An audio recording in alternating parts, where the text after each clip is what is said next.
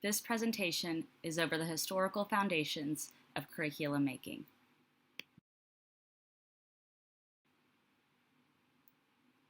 It was put together by group members Erin Bowdry, Alicia Cannon, Taylor Kennedy, Mackenzie Luters, and Kelly McCain.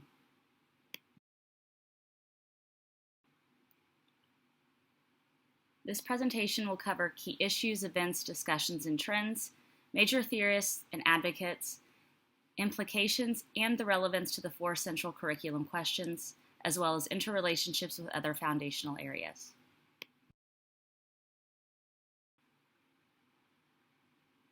The history of curriculum provides a profound amount of guidance in how we approach curriculum today. Alterations in curriculum are often the result of democracy and the promotion of a specific goal for a populace. Curriculum making is rooted in experience from colonial Americans. Puritans valued literacy and devotion to religion in an attempt to not encourage a separation of power similar to that of England. The 3 R's, reading, writing, and arithmetic, were the primary subjects taught, and democratic ideas prompted the changes over the years.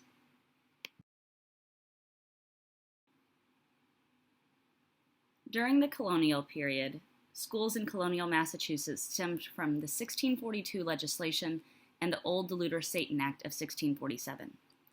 In the 1642 legislation, it required parents and guardians to make sure that children could read and understand the principles of religion and laws of the Commonwealth.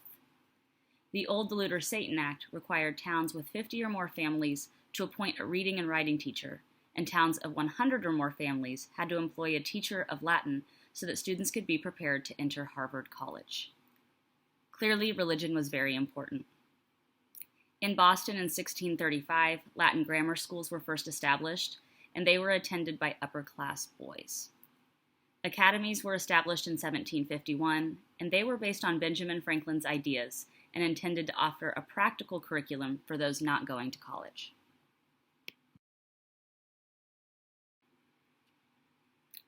During the national period, leaders linked free public education to popular government and political freedom. President Madison wrote, "A popular government without popular information or the means of acquiring it is but a prologue to a farce or a tragedy or perhaps both." The important documents of the era were the Declaration of Independence, the Bill of Rights, and land ordinances that reserved the 16th section of the townships in the Northwest Territory for the maintenance of public schools.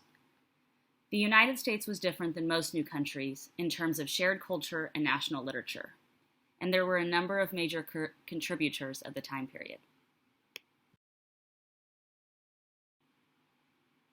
The rise of universal education saw monitorial schools that were European-based. They spread quickly to the U.S., where immigrant population was increasing. Common schools that were established in 1826 in Massachusetts saw the state of Massachusetts passing a law requiring every town to choose a school board. In elementary schools, there was no agreement on what the curriculum should look like, and high schools came along during this time, with the first one being established in Boston in 1821.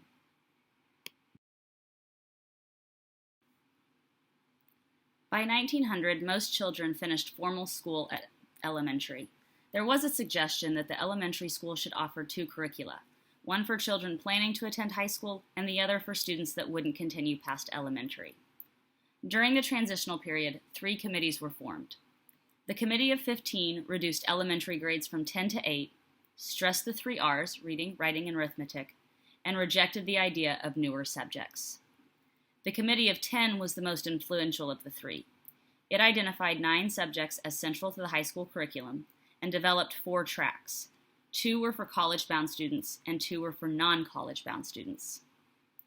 And there was a committee on the college entrance requirements. It recommended making the college prep piece of the high school curriculum stronger.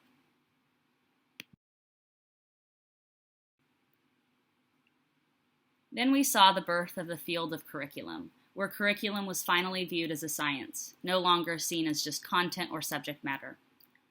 Franklin Bobbitt wrote The Curriculum, which was the first book devoted to curriculum as a science. It reflected an activities approach, that curriculum should outline the necessary knowledge for each subject. W. W. Charters wrote The Curriculum Construction, which viewed curriculum as a series of goals for students. During the development period, Harold Rugg did not believe that curriculum should be student-centered, and it should not be based on students' input, needs, or interest. Hollis Caswell saw curriculum making as a way to help teachers coordinate their activities. The 8-year study was developed, and the purpose was to prove that a curriculum designed to students' needs and interest was just as effective as one that was developed around tests. It validated the necessity for curriculum evaluation.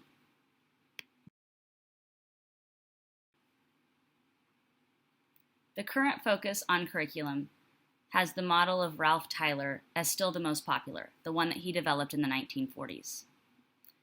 We know that we can't create curricula focused on a particular plan or theory. Critics' theories and philosophies are not determined by static knowledge. And today's curriculum focus is on accountability, driven by 21st century skills.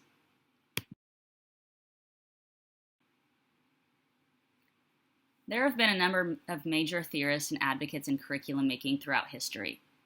We've seen Piaget, Vygotsky, Brunner, Freud, Benjamin Samuel Bloom, Gardner, Erikson, and Maslow, just to name a few.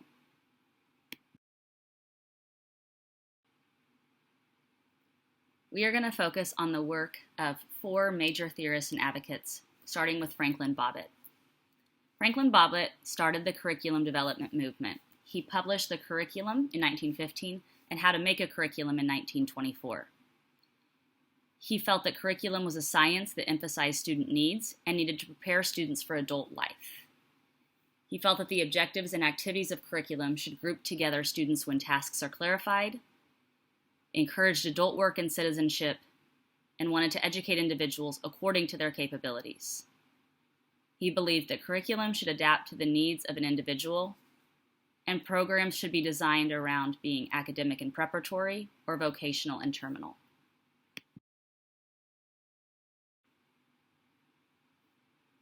Like Franklin Bobbitt, Wherrett Charters posited that curriculum is a science and emphasizes student needs.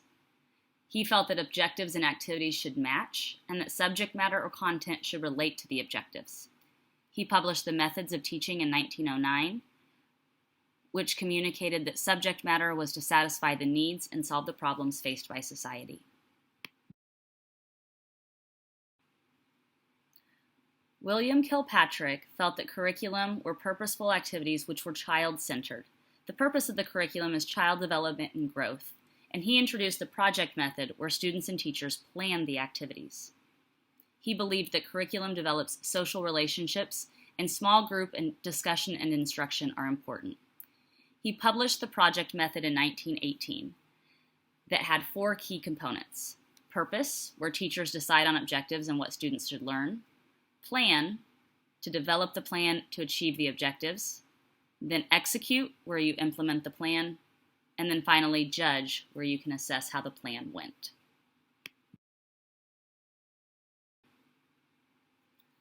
The last major advocate we will focus on is Harold Rugg. He believed that curriculum should develop the whole child and should be child-centered. He published The Child-Centered School in 1926. With the statement of objectives and related learning activities, he felt that curriculum should produce outcomes. He emphasized social studies and suggested that the teacher plans the curriculum in advance. This was conveyed in his book, Man and His Changing Society, that he published in 1921. This section will look at the implications in curriculum theory development, implementation, and evaluation, as well as the relevance to the 4 central curriculum questions. Starting in the prehistoric time, the educational purpose was survival. The style and organization of curriculum was informal. Children learned by imitating adults, and many were thrust into dangers that they were not prepared for. The parts of the prehistoric time that still exist in today's education were kind of the first pass-or-fail system. Although more extreme, those who passed have continued the human race to this day.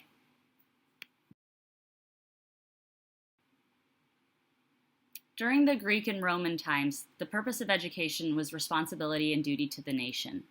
There were separate subjects depending on the field: mathematics, military tactics, law, philosophy, etc. Only males from affluent families were taught, and basic memorization and debate were used to pass on knowledge. Many educational settings still use the idea of civic responsibility as the goal of the curriculum. There's also the Latin lettering system that still exists today.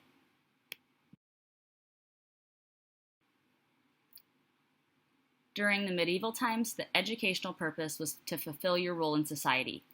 Apprenticeships and religious schooling were abundant. The social order heavily influenced the type of schooling, and women were only educated to become nuns.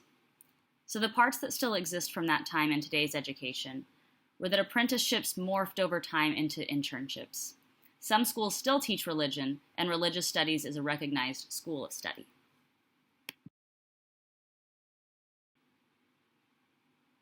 During the European Renaissance, the purpose was to unlock human potential. The goal was to make well-rounded students who would uphold society's values. We saw a resurgence of Greek philosophy. We shifted away from religious studies and instead looked at art creation. Women of high standing were educated, with some families hiring tutors. There's still a focus on literature as a means of study. Readings would start out simple and become more difficult as students learned more.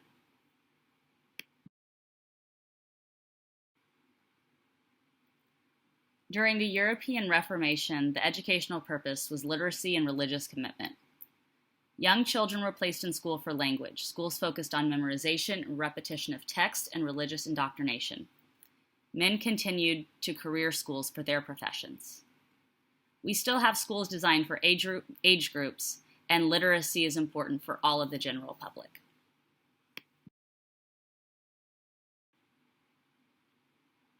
The purpose of education during the colonial period in the U.S. was literacy and religious commitment, as well as job performance. Religious schools continued to follow memorization and repetition, but some began the use of practical experience for professions. The part that we still see in today's education is that practical learning became what we see as vocational schools in the late 1800s. Those are still in operation. For example, the North Bennett Street School was founded in 1881 and is still in operation today.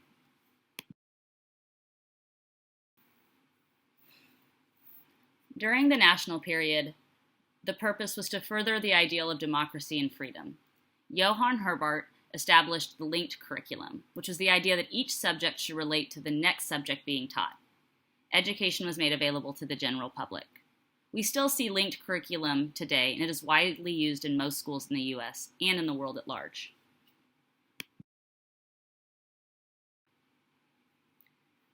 Nineteenth century education in the U.S. saw a focus on preparation for the workforce. K-12 systems were adopted from Europe. New curriculum focused on learning rather than skills, and there was the beginning of less focus on skills and more on the learning process. We still see K-12 system and higher education institutes as being the norm.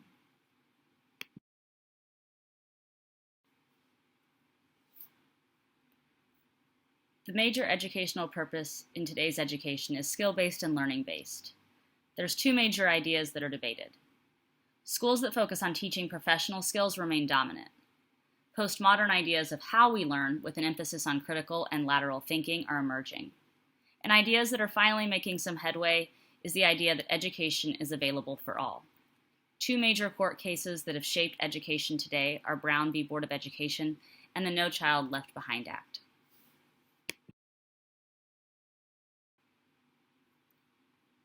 The last part of this presentation will look at the interrelationships with other foundational areas: philosophical, sociological, and psychological.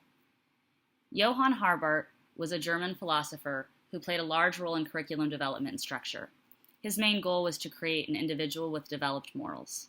He emphasized the importance of both the physical and the human environment in the development of the mind.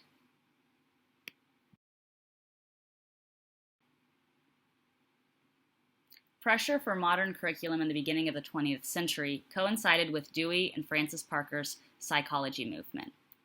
Ralph Tyler also placed a strong emphasis on psychology and curriculum, utilizing problem-solving and rational thinking to process information to educate the general population.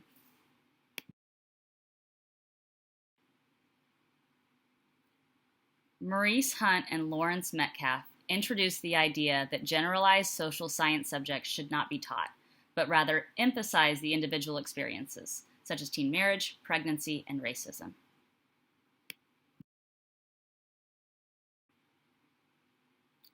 From the beginning, people have had opinions and thoughts on what should be taught to our nation's children in our schools.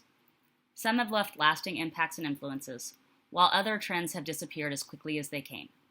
What constitutes a curriculum and how it should be developed has been debated just as much as the content that should be included in the curriculum.